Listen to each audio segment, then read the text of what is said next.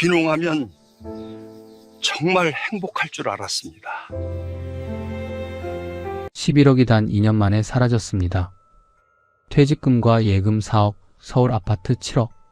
성공한 노후를 꿈꾸며 귀농을 결심했습니다. 답답한 서울을 벗어나 양평 전원주택으로 떠났습니다.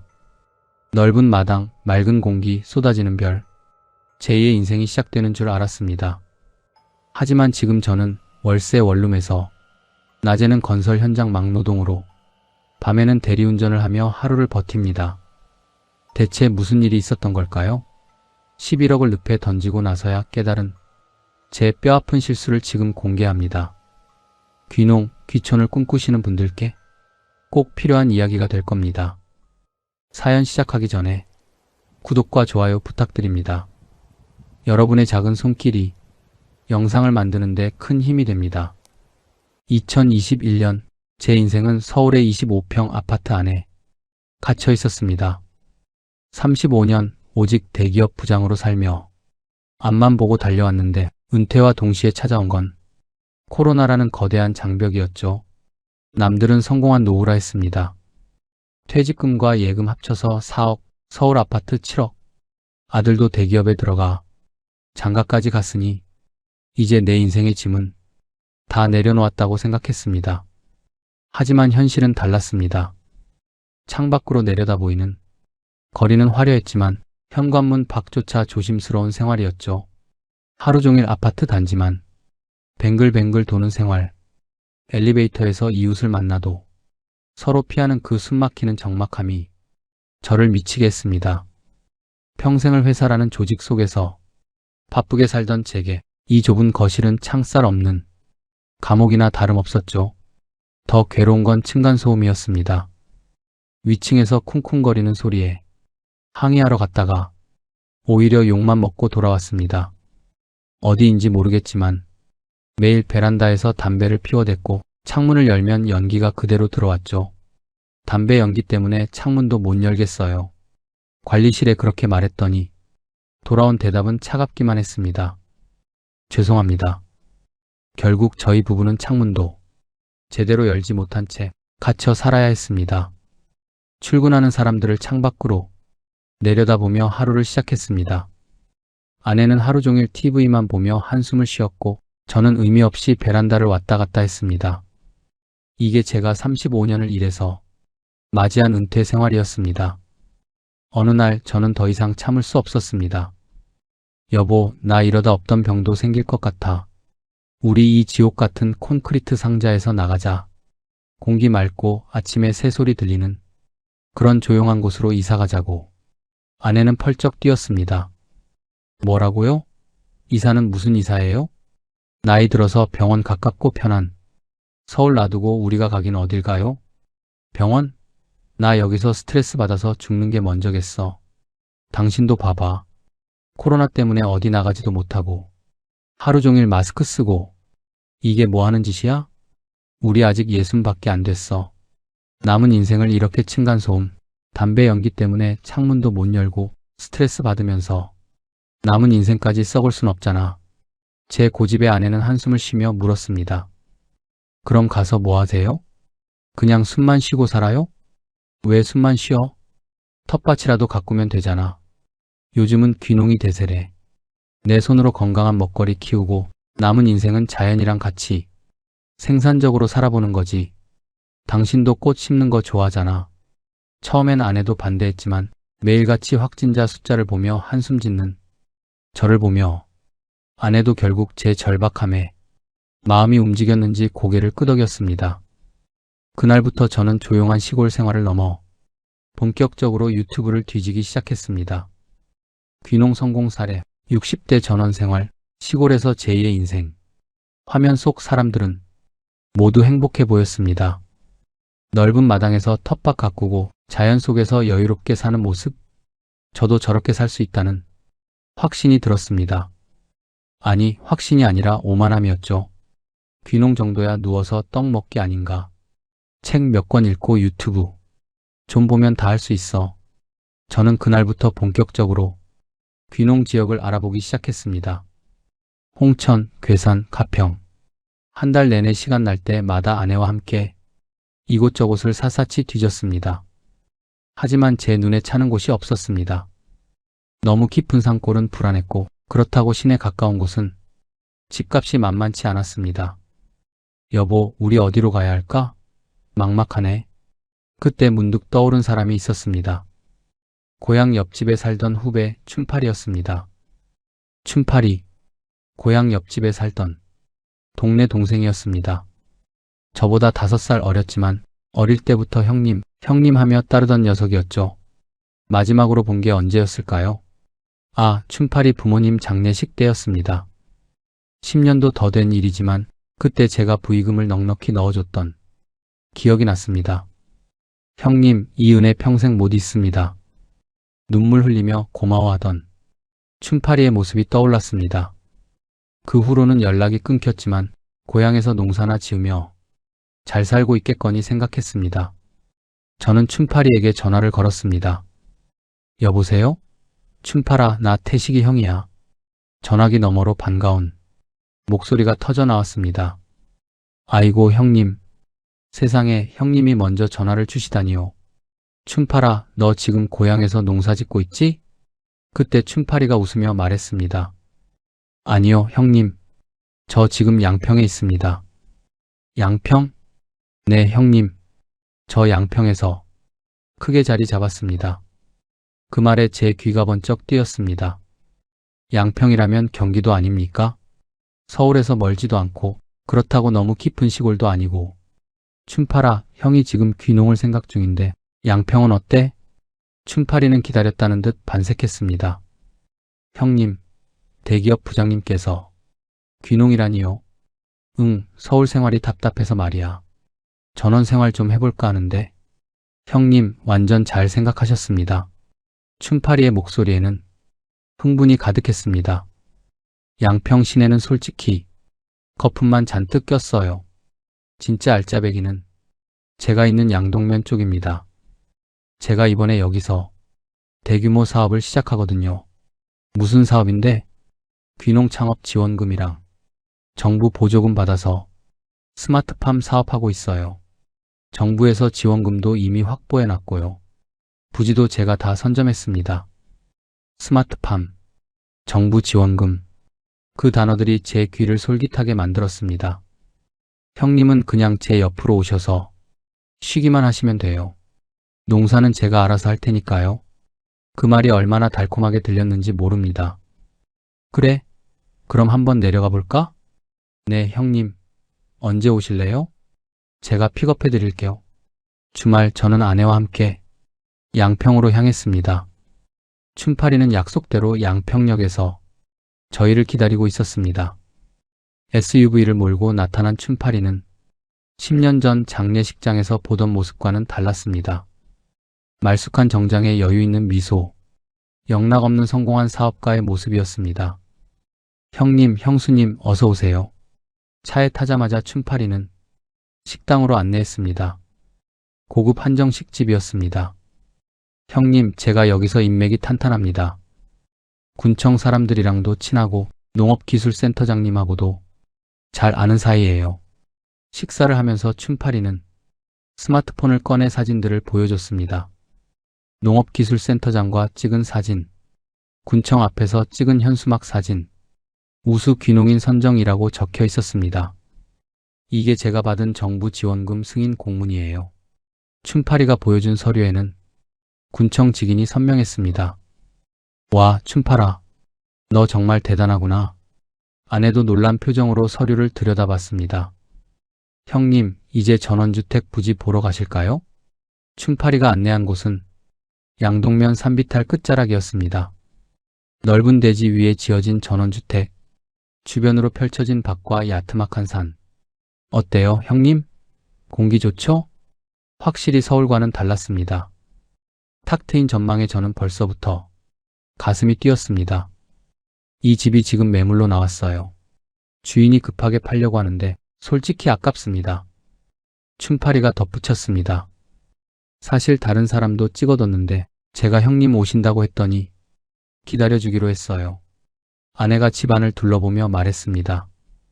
여보, 여기 생각보다 괜찮은데요? 그치? 나도 마음에 드는데. 춘파리가 옆에서 거들었습니다. 형님, 지금 결정 안 하시면 다른 사람한테 넘어갑니다. 여기 땅값도 계속 오르고 있어요. 사실 한 달 내내 홍천, 괴산, 가평 여러 곳을 뒤졌을 땐 한숨만 나왔습니다. 땅이 마음에 들면 너무 비싸고 싸면 길이 없는 맹지였죠. 그런데 춘파리가 보여준 이 집은 달랐습니다. 7억이라는 돈이 적은 건 아니었지만 서울 아파트 한 채 값으로 대궐 같은 전원주택의 수백 평의 밭, 그리고 결정적으로 스마트팜, 수익까지 난다는데 고민할 필요가 없었습니다. 저는 그 자리에서 결정했습니다. 좋아, 춘파라. 이 집 사겠어. 정말요, 형님? 와, 형님 결단력. 역시 대기업 출신이시네요. 형님, 이 집 사고 남은 돈은 통장에 딱 넣어두세요. 국민연금 나올 때까지 황제처럼 사시는 겁니다. 형님 계산기 잘 두드리시잖아요. 춘파리의 말대로 제 머릿속 계산기는 쉴 새 없이 돌아갔습니다. 서울 집 한 돈 7억 중 잔금 치르고 나면 영원. 하지만 내 손엔 퇴직금과 예금 4억이 그대로 남는다. 충분해. 거기다 매달 스마트팜 수익까지 들어온다면 결론은 완벽했습니다. 아무 연고 없는 타양이었지만 믿을 만한 고향 동생이 앞마당까지 지키고 서서 수익까지 만들어준다는데 마다할 이유가 없었죠. 여차하면 투자는 안 해도 제가 원하는 귀농만 하고 살아도 너무 좋을 것 같았습니다. 전원주택과 주변 땅까지 해서 7억이었습니다. 형님, 제가 부동산 소개해드릴게요. 믿을 만한 곳이에요. 며칠 후 저는 계약금을 넣었습니다. 그리고 서울 아파트를 급하게 내놨습니다. 부동산 중개인은 신이 났습니다. 중개인은 지금이 최고가라며 부추겼고 이 기회 놓치면 후회합니다. 계약서에 사인을 하던 날 제 손은 떨렸습니다. 35년의 훈장이자 유일한 재산인 이 집을 정말 팔아도 되는 걸까? 잠깐의 망설임이 있었지만 저는 곧 고개를 저었습니다. 아니야. 이제 새로운 인생이 시작되는 거야. 서울 아파트는 7억에 팔렸습니다. 퇴직금과 예금을 합치니 제 손엔 11억이라는 거금이 쥐어졌습니다. 잔금 날짜를 이사 날짜에 맞춰 칼같이 맞췄습니다. 서울집 잔금을 받자마자 양평집 잔금을 치렀습니다. 제 통장에는 집값을 다 치르고도 현금 4억 원이 고스란히 찍혀 있었습니다. 그날 밤 저는 아내와 함께 소주를 마셨습니다. 여보, 우리 이제 진짜 자유야. 그래도 불안해요. 잘못된 선택은 아니겠죠? 여보, 우리 이제 진짜 자유야. 우리 노후는 행복하게 공기 좋은 곳에서 보내면 돼. 그동안 고생 많았어. 아내는 그래도 불안해요. 라며 말끝을 흐렸지만 저는 통장에 찍힌 4억이라는 숫자에 취해 그 경고를 듣지 못했습니다. 아내는 더 이상 말하지 않았습니다. 하지만 그녀의 눈빛에는 여전히 불안함이 어려 있었습니다. 저는 그 불안함을 무시했습니다. 아니, 보지 않으려고 애썼습니다. 양평으로 이사 가기 전날 저는 창밖으로 서울을 바라봤습니다. 평생을 살았던 이 도시, 이제 떠나는 겁니다. 여보, 후회 안 할 거야. 우리 양평에서 잘 살자. 아내는 짐을 싸며 대답했습니다. 그래야죠. 이미 계약했는데. 서울을 떠나던 날 백미러로 멀어지는 아파트를 보며 저는 승리자라도 된 양 기세등등했습니다. 이제 진짜 인생이 시작이야. 춘파리가 양평에서 저희를 기다리고 있었습니다. 환영합니다. 새로운 인생의 시작이네요. 그날따라 유난히 더 믿음직스러워 보였습니다. 형님, 이제 진짜 고생 끝입니다. 그 말이 제 인생의 새로운 복음처럼 들렸습니다. 양평 전원주택에 도착한 첫날, 저는 넓은 마당에 서서 깊은 숨을 들이켰습니다. 아, 이게 진짜 공기구나. 서울에서는 맡아볼 수 없던 흙냄새와 풀냄새. 아내도 활짝 웃으며 말했습니다. 여보, 여기 정말 좋네요. 우리 잘 온 것 같아요. 그날 저녁, 그래, 이게 사람 사는 거지. 저는 아내와 함께 성공한 인생을 자축했습니다. 밤에는 마당에 의자를 내놓고 앉아 하늘을 올려다봤습니다. 쏟아지는 별들. 서울에서는 평생 보지 못했던 풍경이었습니다. 여보, 우리 정말 잘 선택한 것 같아. 이렇게 아름다운 곳이 있다니. 아내의 목소리에는 행복이 묻어났습니다. 그때까지만 해도 그게 제 인생 마지막 행복이 될 줄은 몰랐습니다. 2달이 지났습니다. 이제 슬슬 본격적으로 농사를 시작해야 할 때였습니다. 저는 귀농도 업무처럼 치밀하게 접근했습니다. 매일 밤 귀농 유튜브를 수십 개씩 탐독했습니다. 농업기술센터 교본도 달달 외웠죠. 이 정도면 충분하지. 대기업에서 35년 일했는데 농사가 뭐가 어렵겠어. 하지만 책과 현실은 하늘과 땅 차이였습니다. 아침 6시에 일어나 밭으로 나갔습니다. 허리를 숙이고 잡초를 뽑기 시작했습니다. 1시간도 안 돼서 척추가 끊어질 듯한 통증이 몰려왔습니다. 평생 pen대만 굴리던 제 손은 하루 만에 물집이 잡혔습니다. 물집이 터지면서 피가 났습니다. 그래도 저는 이를 악물고 계속했습니다. 이 정도는 견뎌야지. 처음이니까 그렇지. 아내도 마찬가지였습니다. 텃밭에서 상추 따며 즐거워하던 건 1달 전 이야기였습니다. 이제는 허리를 펴지 못하고 신음했습니다. 여보, 허리가 너무 아파요. 파스 좀 붙여줘요. 매일 저녁 부부가 서로 파스를 붙여주며 잠들었습니다. 35년 사무직으로 살아온 제 몸의 농사는 가혹했습니다. 더 괴로운 건 따로 있었습니다. 마트 한 번 가려면 왕복 100분을 운전해야 했습니다. 여보, 된장 하나 사러 가야 하는데 기름값이 더 들겠어. 아내의 말에 저는 짜증을 냈습니다. 그럼 한 번 갈 때 많이 사오면 되잖아. 서울에서는 마트가 10분 거리에 있었습니다. 편의점은 아파트 바로 앞에 있었죠. 온라인 쇼핑을 하면 다음날 새벽 배송이 왔습니다. 하지만 여기는 달랐습니다. 택배는 일주일에 2번만 왔습니다. 그것도 집 앞까지 오지 않고 마을 입구 택배함에 두고 갔습니다. 어느 날 아내가 독감에 걸렸습니다. 고열에 온몸이 쑤신다며 신음했습니다. 여보, 병원 좀 데려가줘요. 저는 부랴부랴 차에 아내를 태웠습니다. 양평 시내 병원까지 1시간. 차를 달리는 내내 아내는 신음했습니다. 병원에 도착했을 때는 이미 진료 시간이 거의 끝나갈 무렵이었습니다. 독감이네요. 약 처방해 드릴게요. 간단한 진료였지만 왕복 2시간이 걸렸습니다. 집으로 돌아오는 길 아내가 말했습니다.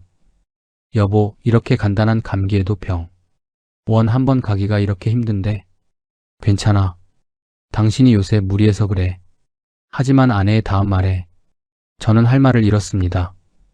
만약에 밤에 급하게 아프면 어떡해요? 응급실은 24시간 하잖아. 1시간 거리인데. 그 전에 무슨 일 생기면요? 그 말에 저도 등골이 오싹해졌습니다. 맞습니다. 만약 갑자기 쓰러지기라도 한다면, 빨리 병원 가지 못하면 죽을 수도 있는 겁니다. 그날 밤부터 저는 밤하늘이 별들이 달리 보였습니다. 아름다운 풍경이 아니라 고립된 섬에 갇힌 것 같은 공포였습니다. 계절이 가을에서 겨울로 넘어갔습니다. 11월 말 날씨가 갑자기 추워졌습니다. 여보, 난방 좀 틀어요. 너무 추워요. 저는 보일러를 켰습니다. 하지만 넓은 전원주택을 데우는 건 쉽지 않았습니다. 기름 보일러였습니다. 등유를 계속 때워야 했습니다.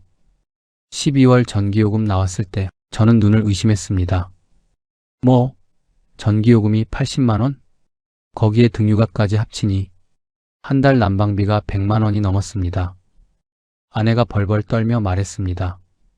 여보, 서울 아파트 관리비가 그립네요. 서울 아파트는 관리비가 한 달에 30만 원 정도였습니다. 그때는 그게 아깝다고 불평했었죠. 관리비가 왜 이렇게 비싸? 도둑놈들 같으니라고. 그게 천국이었습니다. 겨울 3개월 동안 난방비만 300만 원이 나갔습니다. 저는 춘파리에게 전화를 걸었습니다. 춘파라, 난방비가 너무 많이 나오는데 어떡하지? 아, 형님. 전원주택은 원래 그래요. 원래 첫 해 겨울이 제일 고생이에요. 춘파리의 대답은 아무런 도움도 되지 않았습니다. 저는 매일 유튜브를 봤습니다. 귀농 성공하는 법, 전원생활 꿀팁. 하지만 유튜브 속 사람들과 저는 달랐습니다. 그들은 젊었고 건강했고 농사 경험이 있었습니다. 저는 60대였고 몸은 망가지고 있었고 농사는 처음이었습니다. 적응하면 괜찮아질 거라는 그 말을 믿으며 저는 하루하루를 버텼습니다. 하지만 몸은 점점 더 망가져갔습니다. 무릎은 쑤시고 허리는 끊어질 듯 했습니다. 손은 굳은 살이 박혀 펜을 잡을 수도 없었습니다. 조금만 더 버티면 괜찮아질 거야. 하지만 그건 제 착각이었습니다. 낭만은 열흘이었고 지옥은 이제 시작이었습니다. 더 괴로운 건 마을 사람들이었습니다. 처음 이사 왔을 때 저는 마을 이장님께 인사를 드리러 갔습니다. 안녕하세요. 이번에 양동면으로 이사 온 김태식입니다. 이장은 저를 위아래로 훑어보더니 차갑게 말했습니다. 서울 사람이요? 네, 서울에서 살다가 귀농했습니다. 서울 사람들은 1년도 못 버티고 떠나더라고요. 그 말에 저는 당황했습니다. 아닙니다. 저는 진심으로 여기 정착하려고. 그래요? 두고 봅시다. 이장은 돌아서서 가버렸습니다. 저는 그 자리에 멍하니 서 있었습니다. 며칠 후 마을 공동농기구를 빌리러 갔습니다. 저기 예초기 좀 빌려 쓸 수 있을까요? 관리하는 할아버지가 고개를 저었습니다. 외지인은 안 돼요. 제가 마을 주민인데요. 거주지 옮긴 지 얼마나 됐다고 주민이에요. 최소 몇 년은 살아야지. 그럼 어떻게 해야 하나요? 직접 사서 하세요. 저는 할 수 없이 예초기를 사야 했습니다. 마을 회관은 코로나로 폐쇄되어 있었습니다. 교류할 방법이 없었습니다. 마을 단톡방이 있다는 걸 나중에 알았지만 아무도 초대해주지 않았습니다. 길에서 이웃을 만나면 인사를 했습니다. 안녕하세요. 하지만 대부분 눈길도 주지 않고 지나쳤습니다. 쓰레기 배출일을 착각해서 하루 일찍 내놓았습니다. 다음 날 아침 현관 앞에 쓰레기가 버려져 있었습니다. 쪽지가 붙어 있었습니다. 배출일 지켜라. 욕설까지 섞여 있었습니다. 저는 쓰레기를 치우며 분노가 치밀었습니다. 실수했으면 말로 하면 되지. 왜 이런 식으로? 밭 경계선 문제로 옆집 할머니와 싸움이 붙었습니다. 여기까지가 우리 땅이에요. 아니에요. 여기는 제 땅입니다. 서울 사람들이 와서 땅이나 차지하려고. 무슨 말씀을 그렇게 하세요? 땅 투기꾼들 같으니라고. 할머니는 욕을 퍼부었습니다. 저는 그 자리에서 멍해졌습니다. 내가 땅 투기꾼? 진심으로 귀농하러 온 건데 이런 취급을 받다니. 마을 사람들 사이에서 소문이 퍼졌습니다. 역시 외지인들은 믿을 수가 없어. 저는 억울했지만 해명할 방법이 없었습니다. 마을 회관은 닫혀 있고 단톡방에도 들어가지 못하고 완전히 고립된 섬이었습니다. 아내는 더 힘들어했습니다. 여보, 나 이제 밖에 나가기 무서워요. 왜? 길에서 마주치면 다들 수군거려요. 내가 무슨 죄인도 아닌데. 서울에서는 이웃과 친하지 않아도 괜찮았습니다. 각자 바쁘게 살면 그만이었죠. 하지만 여기는 달랐습니다. 마을 공동체에서 배제당하면 삶 자체가 불가능했습니다. 아내는 하루 종일 집 안에만 틀어박혀 있었습니다. 서울 친구들 단톡방을 보며 눈물을 흘렸습니다. 여보, 우리 잘못 온 거 아닐까요? 아니야. 조금만 참아. 시간이 지나면 사람들도 마음을 열 거야. 하지만 저도 확신이 없었습니다. 코로나를 피해 도망쳐온 이곳은 역설적으로 그 어느 곳보다 고립된 유배지였습니다. 밤이 되면 사방이 깜깜했습니다. 가로등도 별로 없었습니다. 밤하늘에 쏟아지는 별들이 아름다운 게 아니라 저를 조롱하는 것만 같았습니다.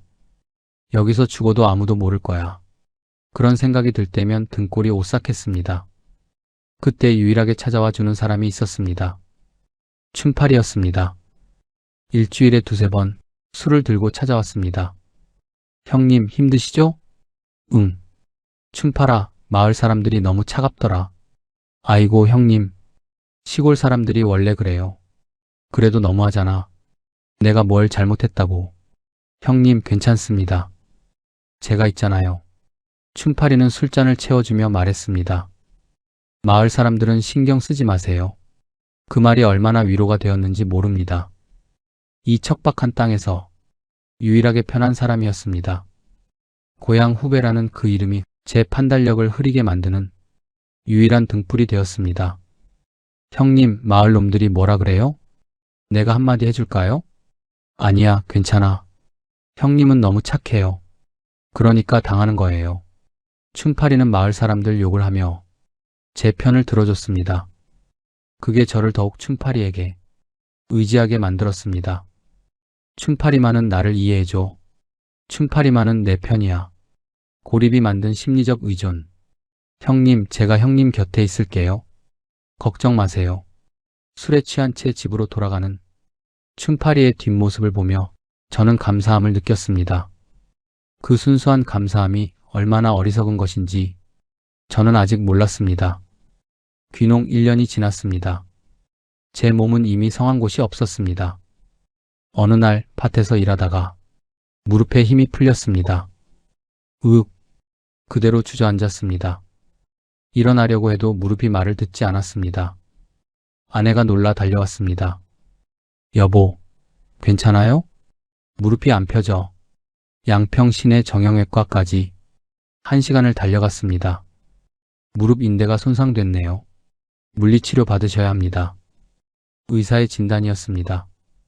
그날부터 일주일에 3번씩 병원을 다녔습니다. 왕복 2시간, 치료비, 기름값. 무릎이 조금 나아지니 이번엔 허리였습니다. 디스크 초기 단계네요. 무리하시면 안 됩니다. 또 물리치료, 또 병원 왕복 2시간. 농사는커녕 병원 다니기 바빴습니다. 아내도 마찬가지였습니다. 손목 터널 증후군으로 수술까지 받았습니다. 여보, 우리 이러다 정말 큰일 나는 거 아니에요? 하지만 저도 확신이 없었습니다. 몸은 계속 망가지고 농사는 제대로 안 되고 돈은 계속 나가고. 그때 춘파리가 찾아왔습니다. 평소와 달리 진지한 표정이었습니다. 형님, 제가 형님 걱정해 밤잠을 설쳤습니다. 무슨 소리야? 형님, 대기업 부장까지 하신 분이 왜 이렇게 사서 고생을 하세요? 춘파리는 제 손을 잡으며 안타까운 표정을 지었습니다. 형님, 요즘은 스마트팜 시대예요. 스마트팜? 네, 형님. 정부 지원금 받아서 시설만 갖춰놓으면 기계가 다 알아서 합니다. 그게 정말이야? 형님은 스마트폰으로 확인만 하시면 돼요. 이게 진짜 황금 알을 낳는 거위예요. 춘파리는 가방에서 서류 뭉치를 꺼냈습니다. 군청 직인이 선명한 서류였습니다. 이게 뭐야? 스마트팜 귀농 창업 지원금 승인 서류예요. 정부에서 지원해주는 거야? 네, 형님. 정부에서 50% 지원해줘요. 안 받으면 바보죠. 서류를 넘겨보니 사업계획서도 있었습니다. 월 수익 500만 원 예상, 투자 대비 수익률 계산까지 빼곡했습니다. 이거 정말 가능해? 형님, 옆 동네 김 사장님 아세요? 그분이 이거하고 한 달에 수천만 원 법니다. 정말? 제가 형님 소개시켜드릴게요. 직접 보시면 믿으실 겁니다. 며칠 후 춘파리는 저를 옆 동네로 데려갔습니다. 으리으리한 스마트팜 시설이었습니다. 유리 온실 안에는 자동화 설비가 가득했습니다. 어때요, 형님? 저게 다 자동으로 돌아갑니다. 김 사장이라는 사람이 나와서 악수를 청했습니다. 아, 춘파리 형님이시군요. 반갑습니다.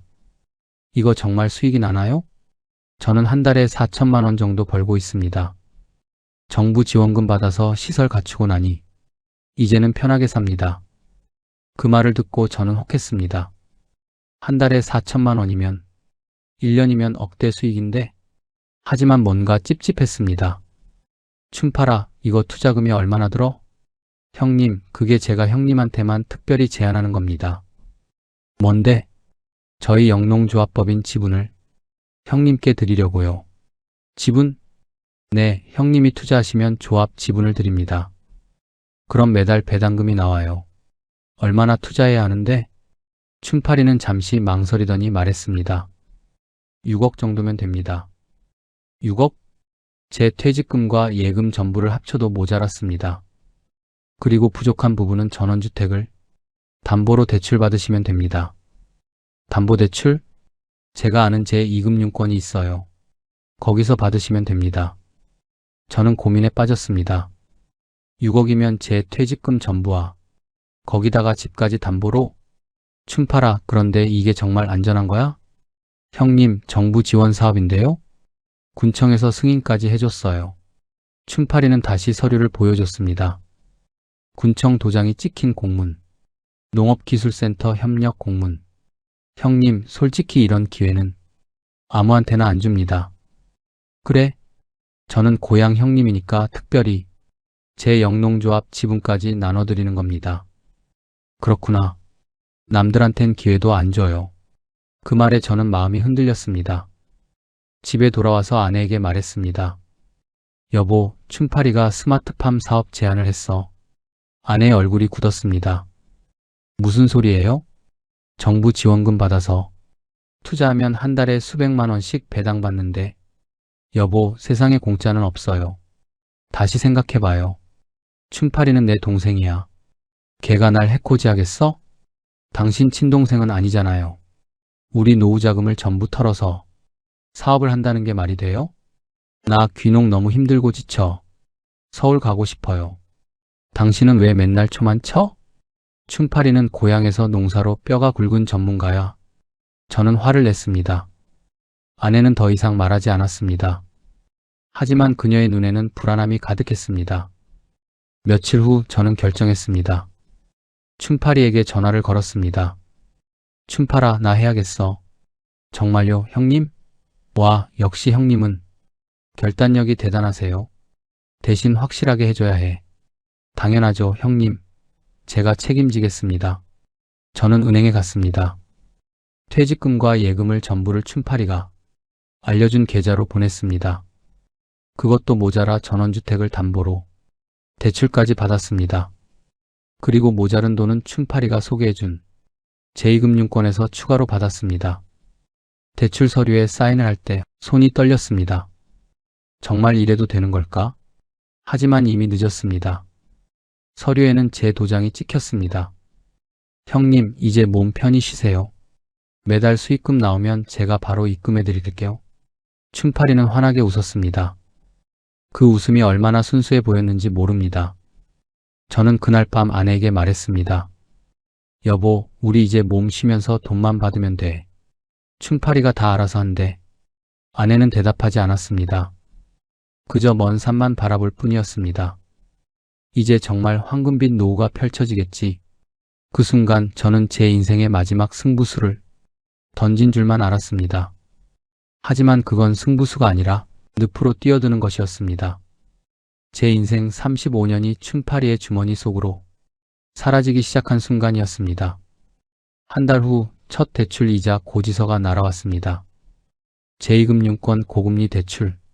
한 달 이자만 300만 원. 괜찮아. 수익금 들어오면 이자 내고도 남아. 저는 스스로를 달랬습니다. 하지만 통장 잔고는 조금씩 줄어들기 시작했습니다. 투자를 한 지 한 달이 지났습니다. 춘팔이에게 전화를 걸었습니다. 춘팔아, 공사는 어떻게 돼가? 아, 형님. 잘 되고 있습니다. 조금만 기다려주세요. 언제쯤 수익금이 나와? 다음 달부터는 나올 겁니다. 형님, 걱정 마세요. 그 말을 믿었습니다. 다음 달이 되었습니다. 통장을 확인했지만 입금된 돈은 없었습니다. 하지만 대출 이자는 매달 어김없이 나갔습니다. 수익금이 나오면 이자 내고도 남을 텐데 통장 잔고는 매달 줄어들었습니다. 다시 전화를 걸었습니다. 춘팔아, 수익금 아직 안 들어왔는데? 아, 형님. 죄송합니다. 정부 지원금 나오는 게 조금 지연됐어요. 언제 나오는데? 이번 주 안에 나옵니다. 제가 확인했어요. 이번 주가 지났습니다. 여전히 아무것도 없었습니다. 불안함이 스멀스멀 올라왔습니다. 여보, 춘팔이랑 연락이 안 돼. 연락이 안 된다고요? 전화를 걸었습니다.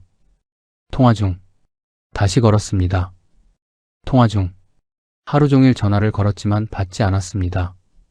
춘팔이는 가끔씩만 전화를 받았습니다. 형님, 죄송해요. 요즘 너무 바빠서요. 공사는 어떻게 됐어? 허가 문제로 조금 지연됐습니다. 금방 해결될 거예요. 현장 좀 보러 가고 싶은데. 아, 형님. 아직 준비 안 됐어요.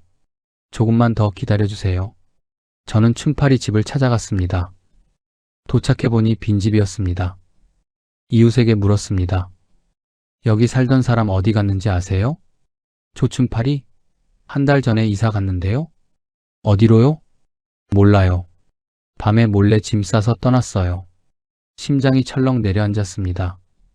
하지만 아직도 저는 믿고 싶었습니다. 그리고 또 한 달이 지났습니다. 두 달이 지났습니다. 여전히 수익금은 없었고, 설마. 하지만 설마는 현실이 되고 있었습니다. 춘팔이는 전화를 받지 않았습니다. 대부분 꺼져 있었습니다.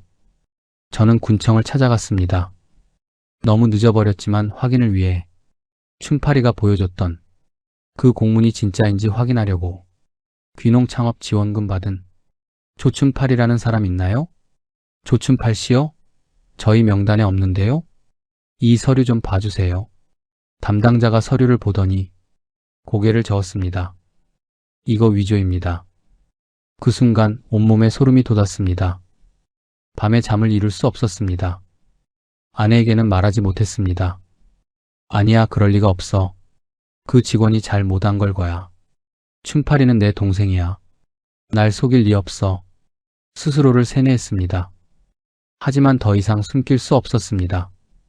대출 이자를 내야 하는데 통장에 돈이 없었습니다.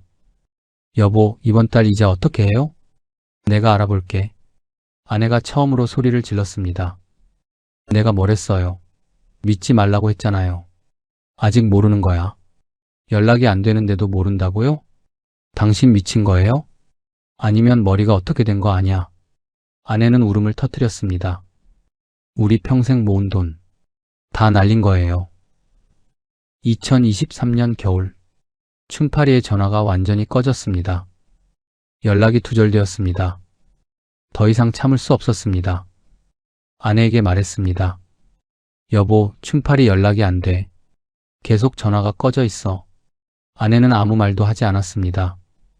그럴 줄 알았다는 듯이. 하지만 저도 알고 있었습니다. 잘못되었다는 것을. 저는 양평 시내로 차를 몰았습니다. 춘팔이 사무실로 직접 갔습니다. 문이 잠겨 있었습니다. 발로 차봤습니다. 열리지 않았습니다. 건물 관리인을 불렀습니다. 여기 문 좀 열어주세요. 왜요? 무슨 일이세요? 제가 사기를 당한 것 같아요. 관리인이 문을 열어줬습니다. 안은 텅 비어 있었습니다. 책상도 없었습니다. 의자도 없었습니다. 아무것도 없었습니다. 처음부터 가짜였던 겁니다. 저는 그 자리에 주저앉았습니다. 안 돼. 조춘팔이라는 사람 아세요? 조춘팔이요? 영농조합 대표인데요. 아, 여기 6개월 전에 계약 해지했는데요? 네. 빈 사무실이에요. 아무도 안 써요. 머리가 하얗게 변했습니다. 관리인이 말했습니다. 그 사람 사기꾼 아니에요? 사장님처럼 찾아오신 분 많았어요. 사기꾼. 그 단어가 제 귓속을 때렸습니다. 저는 비틀거리며 차에 올랐습니다. 스마트팜 부지를 찾아갔습니다. 춘팔이가 보여줬던 그 위치. 도착했습니다. 하지만 거기는 아무것도 없었습니다. 그냥 숲이었습니다. 나무들만 빼곡했습니다. 입구에 팻말이 있었습니다. 절대보전님. 개발 불가 지역. 저는 그 팻말 앞에서 무릎이 꺾였습니다. 으악. 비명을 질렀습니다. 하지만 아무도 들어주지 않았습니다. 산림청에 전화를 걸었습니다. 여기 개발할 수 있나요? 어디세요? 주소를 말했습니다. 거기는 10년 전부터 개발 불가 지역입니다. 그럼 스마트팜 같은 거 지을 수 있나요? 절대 불가능합니다. 전화를 끊었습니다. 모든 게 거짓이었습니다. 처음부터 끝까지 사기였습니다. 저는 경찰서로 달려갔습니다. 사기를 당했습니다. 담당 형사가 진술을 받았습니다. 피해 금액이 얼마죠? 6억입니다. 6억이요? 네. 제 퇴직금이랑 집 담보대출까지. 형사는 한숨을 쉬었습니다. 이 사람 사업자 등록증 있어요? 네, 여기 있습니다. 형사가 확인하더니 고개를 저었습니다. 이거 위조입니다. 네, 사업자 등록번호 조회가 안 돼요. 가짜예요. 머리가 멍했습니다. 그리고 이 사람 전과 있네요. 전과요? 사기 전과 오범입니다. 피해자가 30명이 넘어요. 뭐라고요? 주로 귀농지원금을 미끼로 중장년층을 노렸습니다. 그럼 제 돈은요? 형사는 안타까운 표정을 지었습니다. 재산 회수는 거의 불가능합니다. 이미 돈을 다 빼돌렸을 거예요. 그럴 수가. 그리고 사장님, 이 밭 영농조합법인 명의로 사놓고 지분 서류만 가짜로 만들어준 겁니다. 땅은 처음부터 제 소유가 아니었습니다. 저는 경찰서 화장실로 뛰어갔습니다. 변기에 얼굴을 쳐박고 구토했습니다. 6억. 제 인생 35년이 사라졌습니다. 집으로 돌아왔습니다. 아내가 기다리고 있었습니다. 여보, 어떻게 됐어요? 저는 대답할 수 없었습니다. 그저 주저앉아 울기만 했습니다.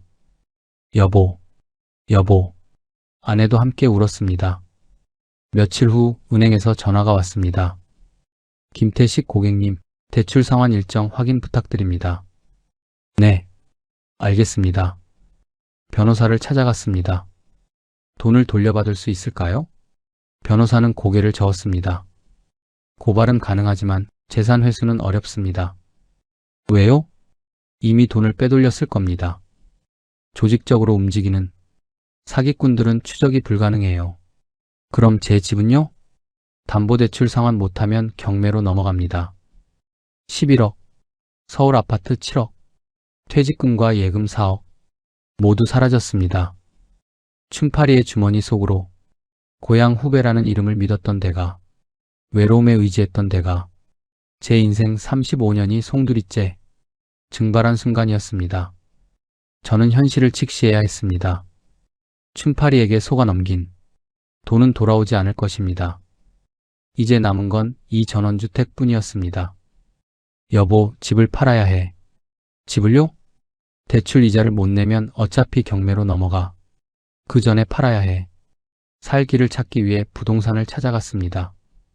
양평 시내 부동산 중개소. 사장님, 집 좀 팔아주세요. 부동산 중개인은 주소를 보더니 고개를 저었습니다. 양동면 산비탈이요? 거기는 힘들어요. 왜요? 집도 멀쩡하고 땅도 넓은데.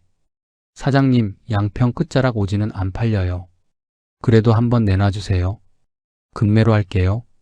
시내도 아닌데 금매로 내놔도 안 나갈 거예요. 중개인의 말은 냉정했습니다. 하지만 저는 포기할 수 없었습니다. 집을 7억에 샀으니 5억만 받아도 대출은 갚을 수 있었습니다. 5억에 내놓을게요. 5억요? 글쎄요. 매물로 내놓았습니다. 한 달이 지났습니다. 전화 한 통 없었습니다. 2달이 지났습니다. 겨우 한 팀이 집을 보러 왔습니다. 여기 너무 외지네요. 병원도 멀고. 구경만 하고 떠났습니다. 석 달이 지났습니다. 또 한 팀이 왔습니다. 겨울 난방비가 얼마나 나와요? 한 달에 100만 원 정도요. 100만 원? 말도 안 돼. 그것도 떠났습니다.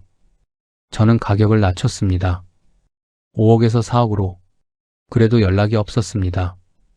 다시 3억으로 낮췄습니다. 7억 주고 산 집을 3억에 팔겠다는 겁니다. 그래도 아무도 사지 않았습니다. 부동산 중개인이 말했습니다. 사장님, 솔직히 말씀드릴게요. 네. 양평 끝자락 오지 전원주택은 사려는 사람이 없어요. 귀농붐이 꺼졌어요. 코로나 끝나니까 다들 서울로 돌아갔어요. 그럼 어떻게 해야 할까요? 사려는 사람이 없으니 그냥 기다려봐야죠. 기다릴 시간이 없어요. 대출 이자 못 내면 경매 넘어간다고요. 중개인은 안타까운 표정을 지었습니다. 그럼 2억으로 해볼까요? 2억. 7억 주고 산 집을 2억에 팔아야 한다니. 하지만 선택의 여지가 없었습니다. 좋아요. 2억으로 해주세요. 그래도 팔리지 않았습니다. 어느 날 저녁 TV 뉴스를 보고 있었습니다. 서울 집값이 2년 사이 30% 상승했습니다. 아나운서의 목소리가 들렸습니다. 화면에는 서울 아파트 시세가 나왔습니다. 제가 살던 동네도 나왔습니다. 심장이 멎는 것 같았습니다. 여보, 저거 봐요. 아내가 떨리는 목소리로 말했습니다.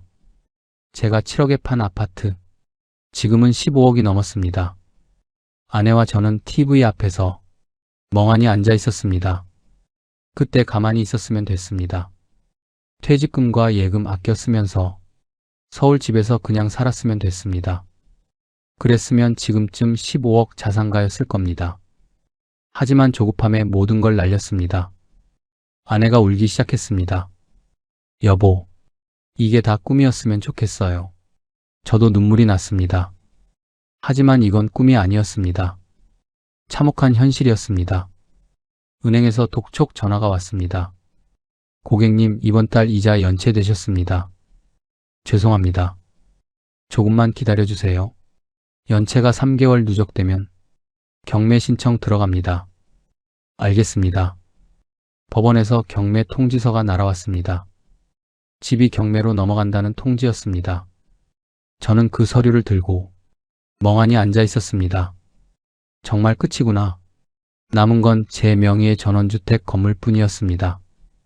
땅과 건물이 하나로 묶여야 가치가 있는데 제 집은 남의 땅 위에 떠있는 꼴이 되어버린 겁니다. 건물만 경매로 나오니 아무도 입찰하지 않았습니다. 결국 7억 가치의 부동산은 조각조각 찢겨 누더기가 되어 있었습니다. 경매는 2번 유찰됐습니다. 매일 밤 법원 경매 사이트를 들어가 확인했습니다. 제발 누가 사줬으면. 하지만 입찰자는 아무도 없었습니다. 잠 못 이루는 밤들이 계속됐습니다. 아내와 저는 말없이 천장만 바라보며 새벽을 맞았습니다. 아무도 입찰하지 않았습니다. 양평 끝자락 오지 전원주택을 사려는 사람은 정말 없었습니다. 세 번째 경매, 최저가로 낙찰됐습니다.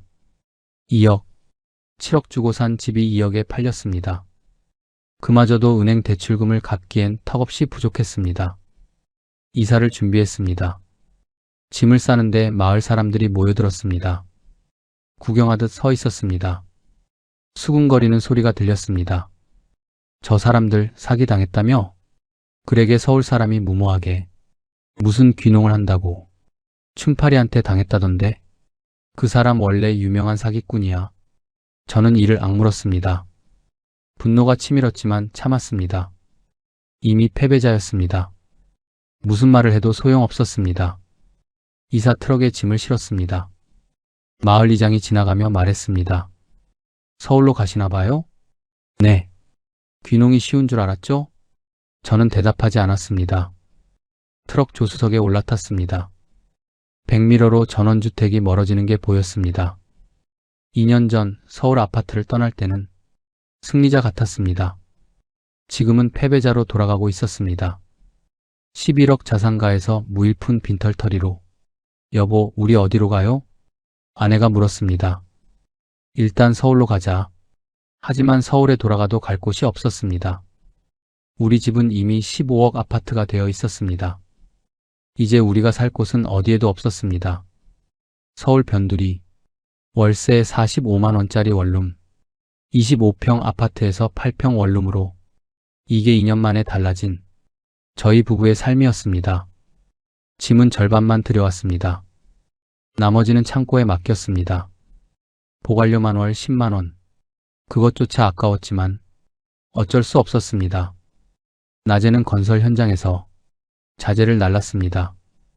60대 중반에 시작한 막노동이었습니다. 허리는 아팠지만 진통제를 먹고 버텼습니다. 40대 현장 소장한테 반말을 들으며 일했습니다. 아저씨, 그거 빨리 좀 날라요. 대기업 부장이었던 제가 아저씨 소리를 들으며 자재를 날랐습니다. 밤에는 대리운전 핸들을 잡았습니다. 만취한 손님들을 태우고 새벽까지 운전했습니다. 하루 15시간 노동, 한 달 수입 250만 원. 아내도 식당 주방 보조로 일했습니다. 하루 8시간 설거지와 청소. 손목은 아팠지만 참았습니다. 한 달 수입 180만 원, 국민연금 150만 원까지 합치면 넉넉하지는 않지만 아내와 둘이 살기에는 충분했습니다. 소식을 들은 아들 부부가 찾아왔습니다. 아버지, 어머니, 저희 집으로 오세요. 아들이 눈물을 흘렸습니다. 방도 있고 당장 짐 싸서 오시면 됩니다. 하지만 저는 고개를 저었습니다. 아니다. 아빠 때문에 너까지 힘들게 할 순 없어. 아버지, 내 힘으로 다시 일어설 거다. 걱정 마라. 아들은 더 이상 말하지 못했습니다. 손주를 보러 가고 싶었지만 빈손으로 가기가 미안했습니다. 그렇게 시간이 흘렀습니다. 통장 잔고가 조금씩 늘어났습니다. 11억에 비하면 아무것도 아니지만 제 손으로 번 돈이었습니다. 새벽 일을 마치고 돌아오면 아내가 밥을 차려놓고 기다렸습니다. 여보, 고생했어요. 당신도 고생 많았어. 11억은 사라졌지만 35년 만에 처음으로 아내와 한 팀이 되었습니다. 여보, 11억은 잃었지만 당신은 안 잃었네. 무슨 소리예요? 미안해. 당신 말 들을 걸 그랬어. 아내의 손을 잡았습니다. 주름진 손이었지만 따뜻했습니다. 저는 이제야 깨달았습니다. 제가 무엇을 잘못했는지. 귀농, 귀촌을 꿈꾸시는 분들께 제 뼈아픈 실수를 말씀드리고 싶습니다. 첫째, 임대로 최소 1년은 살아보십시오. 집을 사기 전에 반드시 먼저 거주해 보세요. 실제로 사는 것은 신중해야 합니다. 주말 농장과 365일 농사는 완전히 다릅니다. 저는 단 한 번 방문하고 7억을 투자했습니다. 그게 제 첫 번째 실수였습니다. 둘째, 사계절을 직접 겪어보십시오. 봄에는 농사 준비에 고된 노동이 기다립니다. 여름에는 모기, 벌레, 폭염 속 제초 작업을 해야 합니다. 가을에는 수확의 기쁨이 있지만 팔로 개척이라는 현실이 있습니다. 겨울에는 난방비 폭탄과 고립감, 인프라 부재가 당신을 짓누릅니다. 저는 여름 한철만 보고 결정했습니다. 겨울 난방비 100만 원이 나오는 줄 꿈에도 몰랐습니다. 셋째, 아는 사람을 더 의심하십시오. 저한테만 알려주는 대박 같은 건 절대 없습니다. 오히려 아는 사람일수록 당신의 노후자금 지도를 훤히 들여다봅니다. 치밀하게 신뢰를 쌓은 후 돈을 노립니다. 저는 고향 후배라는 이름을 믿었습니다. 부모님 장례식 때 부의금 넣어준 것을 기억한다는 그 말을 믿었습니다. 그게 사기의 시작이었습니다. 넷째, 투자 전 반드시 전문가 3곳 이상에게 검증받으십시오. 귀농지원금, 창업지원금은 사기꾼의 단골 미끼입니다. 사문서도 위조할 수 있습니다. 저는 후배가 보여준 서류만 믿었습니다. 군청에 한 통 전화만 했어도 막을 수 있었습니다. 다섯째, 정부 지원금이 쉽게 나온다는 말은 100% 사기입니다. 실제 정부 지원금은 까다로운 조건과 복잡한 절차가 필요합니다. 쉽게 받을 수 있다. 제가 다 알아서 해드립니다. 같은 말은 사기입니다. 정부 사이트에서 직접 확인하십시오. 담당 공무원과 직접 통화하십시오. 저는 정부에서 50% 지원한다는 말에 속았습니다. 그 서류는 처음부터 위조였습니다. 여섯째, 노후자금은 절대 한 번에 투자하지 마십시오. 퇴직금, 예금을 한꺼번에 투자하는 건 자살 행위입니다. 최소 50%는 안전자산으로 보존하십시오. 귀농도 단계적으로 하십시오. 돈도 나눠서 투자하십시오. 저는 노후자금 전부를 한꺼번에 투자했습니다. 되돌릴 수 없는 선택이었습니다. 은퇴 후의 조급함은 눈을 가립니다. 외로움은 귀를 막게 합니다.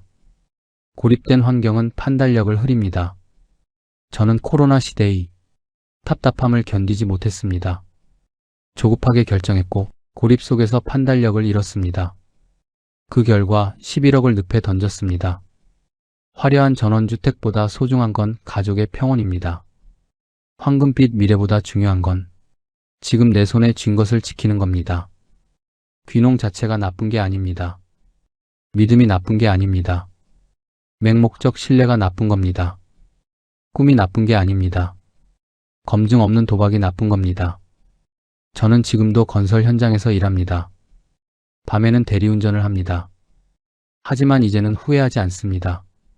아내가 곁에 있고 제 두 손이 있고 다시 일어설 힘이 있습니다. 제 이야기가 누군가에게는 부디 마지막 경고등이 되기를 간절히 바랍니다. 귀농을 꿈꾸는 건 아름답습니다. 하지만 그 꿈을 지키기 위해서는 더 냉정해야 합니다. 더 신중해야 합니다. 더 의심해야 합니다. 그래야 당신의 노후 자금을 지킬 수 있습니다. 그래야 당신의 가족을 지킬 수 있습니다. 11억을 잃고 나서야 깨달았습니다. 이제야 진짜 인생이 무엇인지 배우고 있습니다. 부족한 제 이야기가 조금이나마 와닿으셨다면 구독과 좋아요 버튼으로 응원 부탁드립니다. 여러분의 노후에 평안이 깃들기를 진심으로 기원합니다. 끝까지 시청해주셔서 감사합니다.